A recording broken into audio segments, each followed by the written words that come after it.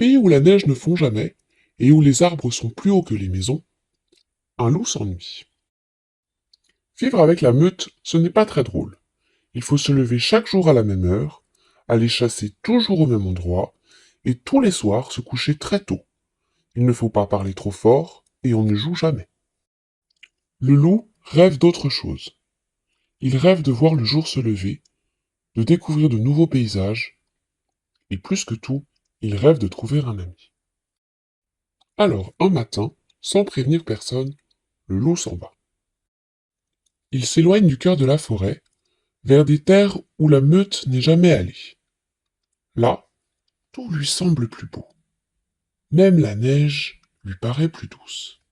Soudain, il entend chanter dans les branches, juste au-dessus de sa tête. Hé, vous là-haut, appelle-t-il. Je cherche un ami. Voulez-vous descendre? Nous pourrions chanter ensemble. Non, non, non, répondent en chœur les oiseaux. Nous ne sommes pas bêtes. Tu nous mangeras si nous descendons de notre arbre. Les loups sont gourmands.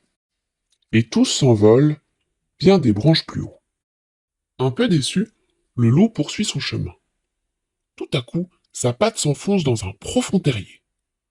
Il se penche au-dessus du trou et appelle. Eh oh! Il y a quelqu'un? Je cherche un ami pour jouer avec moi. Va-t'en! Crie-t-on du fond du terrier. Tu me fais peur. Je ne veux pas venir jouer avec toi. Les loups sont effrayants. Et le lapin, bien caché dans son abri, ne dit plus un mot.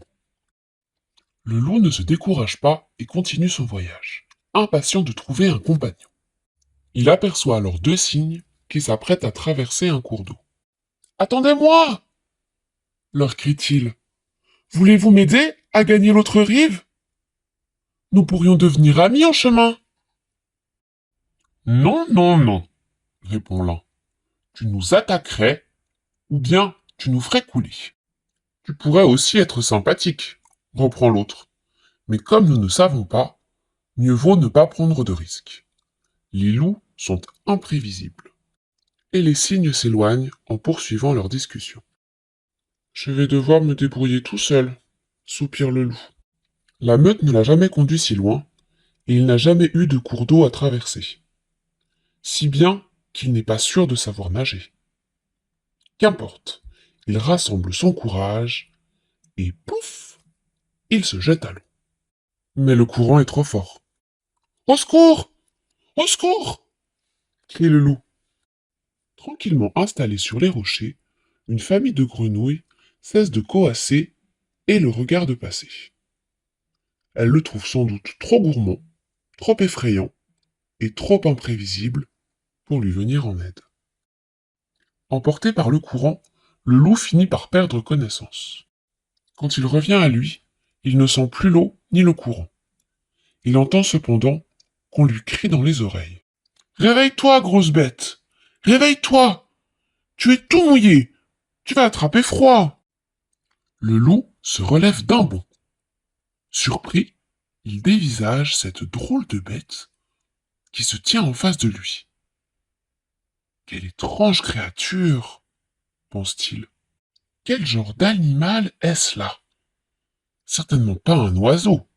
Il n'a ni bec, ni aile. Un lapin? Impossible. Ses oreilles sont bien trop petites. Ce n'est pas non plus un renard.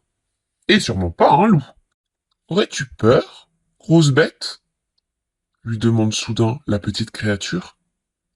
Allons, approche-toi. Tu te noyais, alors je t'ai sorti de l'eau.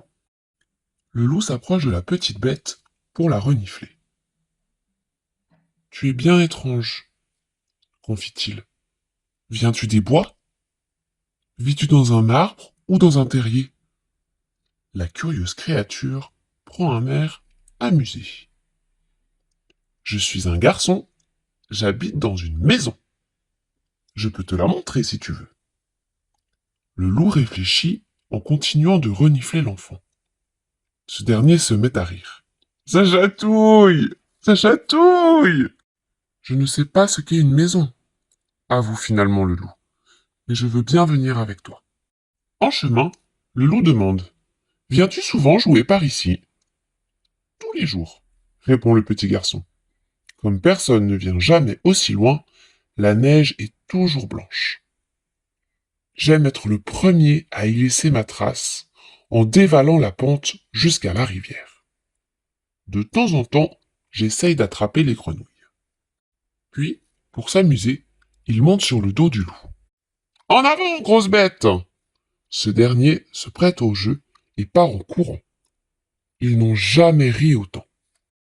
Les deux compagnons s'arrêtent finalement près d'une vieille souche, non loin de la maison. Tu veux du chocolat? Demande le petit garçon. Du chocolat? Qu'est-ce que cela peut être?